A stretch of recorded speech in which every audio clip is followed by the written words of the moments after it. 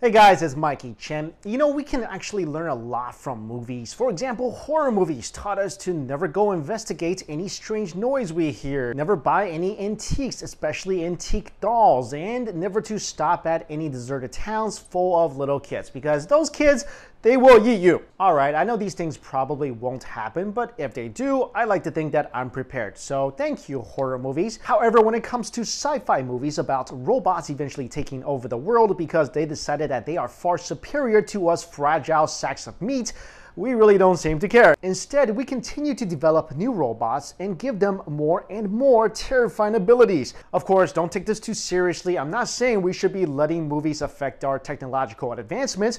All I'm saying is that maybe we should calm down a little because these are some crazy robots we're creating.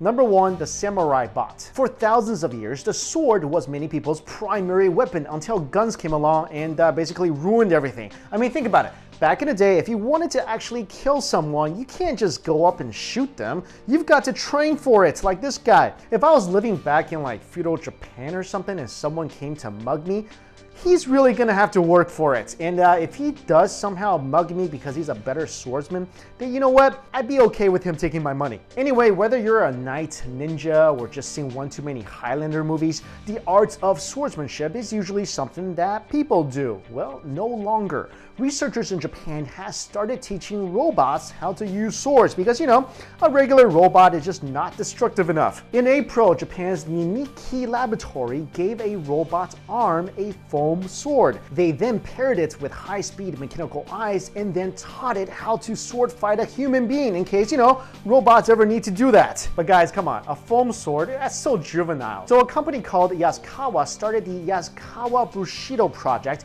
in which the company created a robot arm and just went ahead and gave it a super sharp sword, and then had a competition with sword master Isao Machi.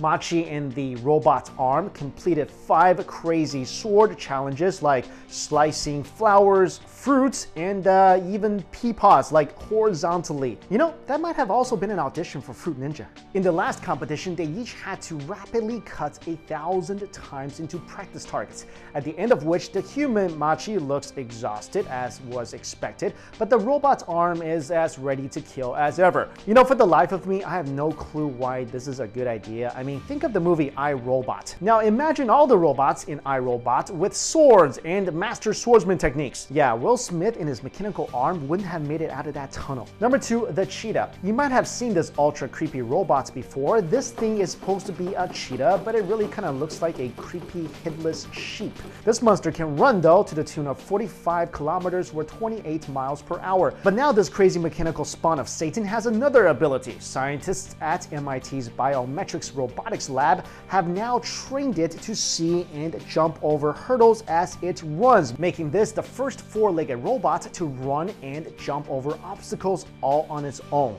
The robot weighs about 32 kilograms or 70 pounds and can clear hurdles up to 46 centimeters or 18 inches high while moving at a speed of 5 miles per hour. So for the next step, scientists are planning to test the Cheetah out in the open to see how it performs on soft, uneven terrain. Of course, giving it the perfect opportunity to escape into the wild and then randomly ambush people. Number 3, robots that can jump on water. You know those crazy spiders from the movie Minority Report?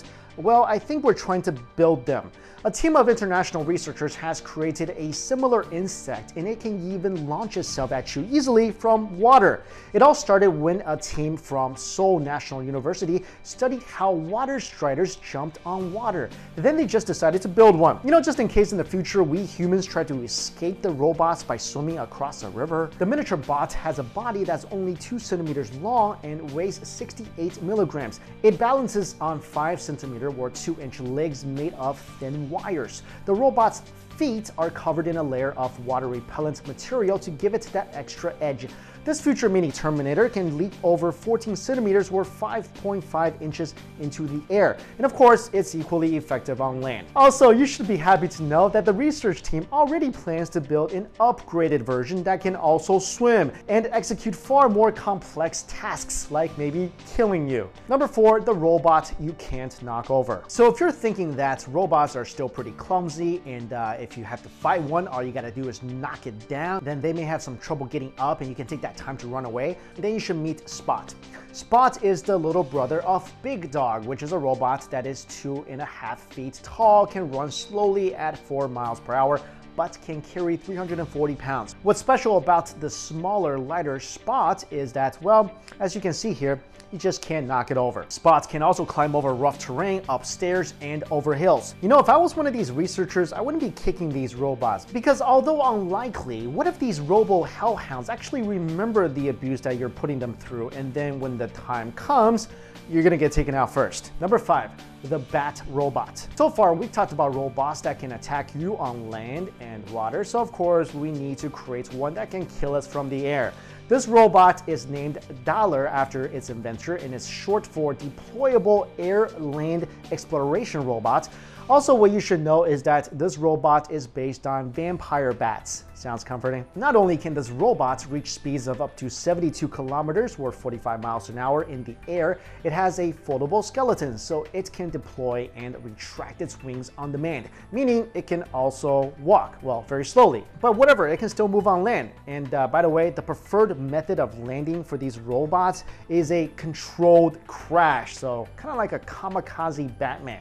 Number 6, the robot that can climb walls. So there's a robot that's inspired by bats. Here's one inspired by geckos, or maybe Spider-Man. These bots, built by mechanical engineers at Stanford University in California, climb by utilizing adhesives covered in tiny rubber spikes that grip firmly onto the wall as the robot climbs. When pressure is applied, the spikes bend, increasing their surface area and thus their stickiness. When the robot picks its foot back up again, the spikes straighten out again and detach easily. But what's really crazy is that these little bots have some serious lifting power. It climbs vertical surfaces while also carrying 100 times its own weight. So a tiny 9-gram or 0.3 ounce robot can drag as much as 1 kilogram or 2 pounds of stuff behind it. That also means that if the robot was 1 kilogram or 2 pounds, it could easily carry an average human being. Researchers are also working on a bot called Microtug that weigh about 12 grams or 0.4 ounces, but can pull something 2,000 times heavier. This is the equivalent of a human adult dragging a blue whale around on land. Number 7, the robot that adapts to injuries. Machines typically stop functioning properly when they sustain damage. For example, if you crash your car and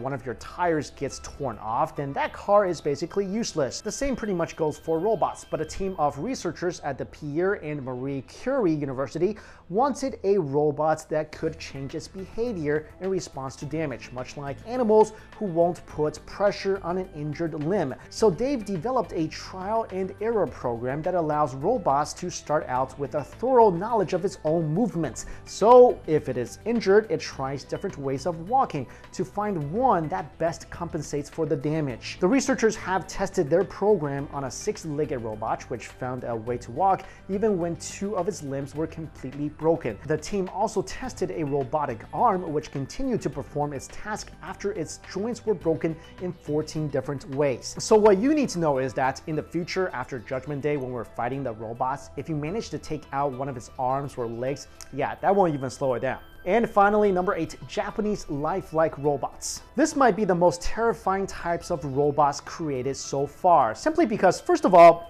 these things are just plain creepy, and secondly, they could potentially quietly assimilate into our daily lives. For example, this is Autonoroid. I mean, take a close look. Doesn't that look like Michael Myers and Melissa Joan Hart got together and had a baby? These types of super lifelike robots are designed to be as lifelike as possible, from their skin to their speech. Creators of these robots say the purpose of the humanoids was to encourage interaction between humans and robots and to explore what really differentiates the two. I mean, really? You don't know what differentiates between a human and a robot? Also, clearly, these are the future public relations face of the robotic race that will eventually appear on TV and try to get us all to surrender. Currently, though, Autonoroid was hired by a museum as a robot science communicator. Another lifelike robot, Kodomoroid, resembling more child than adult, was created to read news reports covering an array of global issues in a variety of voices and languages. In the future, the companies that create these robots envisions that that such robots could look after the elderly,